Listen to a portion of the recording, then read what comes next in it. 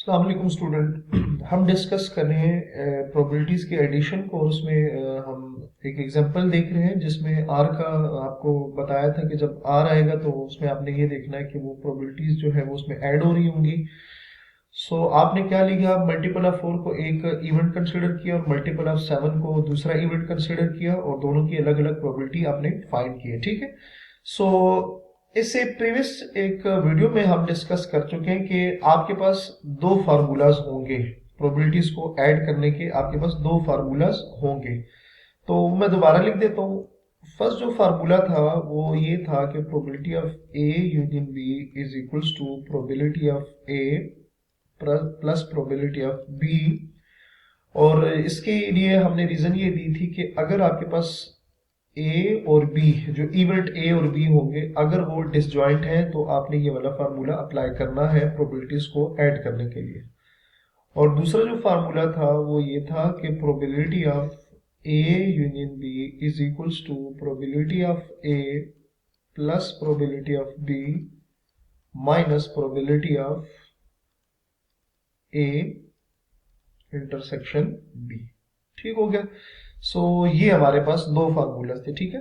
तो अब डिपेंड ये करता है कि आपके पास जो इवेंट थे क्या वो डिसजॉइंट है या डिसजॉइंट नहीं है। ठीक है। तो हम दोनों को बारी बारी देख लेते हैं। लेट्स से हमारे पास अगर आप देखें जो इवेंट ए है उसमें जो एलिमेंट्स आ रहे हैं वो आ रहे हैं 4, 8, 12, 16 एंड 20 आ रहे हैं। और जो दूसरा था हमारे पास उसमें क्या आ रहे थे, 14, 7 एंड 14 आ रहे थे। ठीक है। तो इसको देख लेते हैं दोबारा से।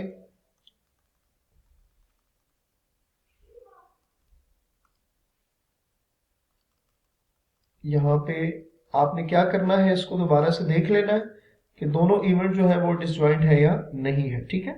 सो इवेंट ए जो था, लेट से हमारे पास, दोबारा लिख लेते हैं यहाँ पे। इवेंट ए जो था उसमें जो एलिमेंट्स आ रहे थे वो आ रहे थे, क्योंकि मल्टीपल ऑफ 4 थे तो वो आ रहा था 4, 8, 12, 16 एंड 20।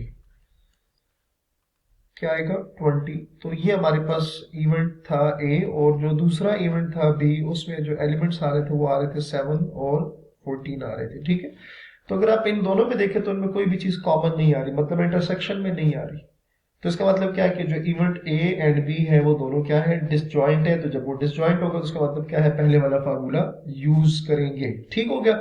तो उसमें सिंपल आपने क्या करना है कि प्रोबेबिलिटी ऑफ ए भी गिवन है, प्रोबेबिलिटी ऑफ बी आप ऑलरेडी फाइंड कर चुके हैं, तो सिंपल आपने क्या करना है, वो फार्मूला अप्लाई कर देना। सो आप क्या लिखोगे कि probability of A union B is equals to probability of A. Probability of A आपने फाइंड की है, वो भी देख लेते हैं। प्रोबेबिलिटी ऑफ ए स्टूडेंट आपके पास आ रही थी 1/4 और दूसरी क्या आ रही थी 1/10। तो 1/4 प्लस 1/10। ठीक है। आप इसको सिंप्लीफाई अगर करें तो ये आपके पास आ जाएगी 7/20 आ जाएगी। क्या आ जाएगी, 7/20। ठीक है। सो इसमें आपने क्या फाइंड किया कि अगर आपके पास चिट्स हो 1 से लेकर 20 तक, 1 से लेकर 20 तक आपकी चिट्स हो और उसके ऊपर नंबरिंग लिखी हुई 1 से लेकर 20 तक, और आपने एक जो चिट है वो पिक करनी और आपने प्रोबेबिलिटी फाइंड करनी हो कि चिट पे या तो मल्टीपल ऑफ 4 होना चाहिए या मल्टीपल ऑफ 7 होना चाहिए, तो उसकी क्या प्रोबेबिलिटी है। तो उसकी प्रोबेबिलिटी आपके पास क्या आ रही है, 7/20 आ रही है। ठीक हो गया। सो ये आपके पास एक आ गई है। जिस एग्जाम्पल जिसमें केस क्या बन रहा था हमारे पास, डिसजॉइंट वाला बन रहा था। क्लियर हो गया। अच्छा, अब इसी तरह हम दूसरा जो केस है उसको भी डिस्कस कर लेते हैं जिसमें इवेंट जो है वो डिसजॉइंट नहीं होते। तो उसके लिए भी एक एग्जांपल कंसिडर करते हैं।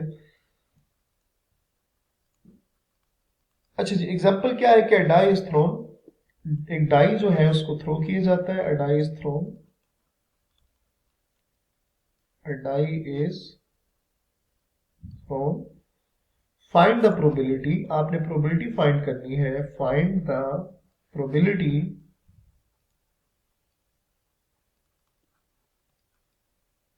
find the probability that the dots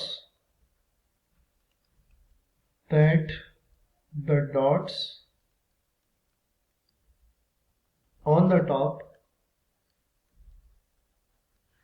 that the dots on the top are prime numbers are prime numbers are odd numbers, are odd numbers. ठीक है, क्वेश्चन क्या है जी, a die is thrown, find the probability that the dots on the top are prime numbers are odd number. ठीक हो गया। Again आप देख सकते हैं आर का जो वर्ड है वो बीच में आ रहा है, इसका मतलब क्या है कि जो प्रोबेबिलिटी है उनके एडिशन में आपने यूनियन यूज करना है। ठीक है, क्योंकि इंटरसेक्शन का वर्ड जब इंटरसेक्शन यूज करेंगे इसका मतलब है वहां पे प्रोबेबिलिटी जो है वो मल्टीप्लाई हो रही है। यहाँ चूंकि मैंने आपको पहले ही बता दिया था कि जब आर आएगा तो उसका मतलब ये है कि दोनों यूनियन के फार्मूलाज में से कोई एक फार्मूला यूज आपने करना होगा। ठीक है, अच्छा जी। अब अगर आप डाई को अगर आप थ्रो करें ना तो आपके पास जो सैंपल स्पेस बनती है वो 1 से लेकर 6 तक बनेगी। तो 1 2 3 4 5 एंड 6 आ जाएगी। ठीक है, तो number in S is equals to क्या आ जाएगा, 6 आ जाएगा। तो ये आपके पास आ गई। अच्छा, अब जिन दो चीजों के दरम्यान और लिखा हुआ है, प्राइम नंबर है और ऑड नंबर है, तो आपने दोनों को इवेंट लेट कर देना है। ठीक है, सो आपने कहना है कि लेट ए क्या है, ए में क्या आएगा कि वो रिप्रेजेंट कर रहा है set of prime numbers, set of prime numbers. ठीक हो गया। सो जो ए होगा उसमें आपके पास क्या आएगा, पहले ख्याल रखना कि आपके पास जो सैंपल स्पेस है उसी में से आपने प्राइम नंबर ढूंढने हैं। ठीक है, तो सैंपल स्पेस आपके पास क्या है, 1 से लेकर 6 तक उसमें नंबर्स आ रहे हैं।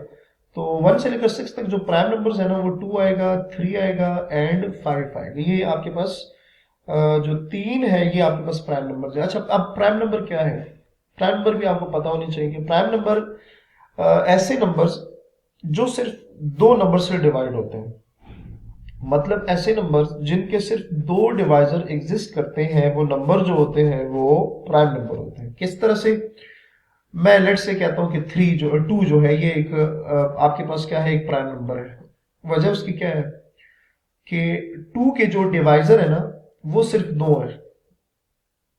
2 के डिवाइजर कौन से हैं जी, 1 and 2 are the divisors of 2।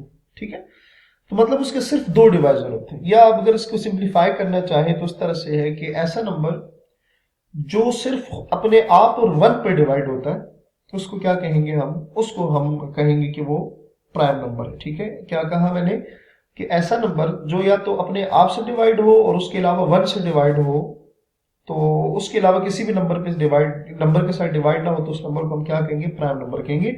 सो आपके पास यहाँ प्राइम नंबर क्या आ जाएगा, 2 3 एंड 5 आ जाएंगे। ठीक है, नेक्स्ट लेक्चर हम यहीं से स्टार्ट करेंगे। सो अपना बहुत सारा ख्याल रखिएगा। अल्लाह हाफिज।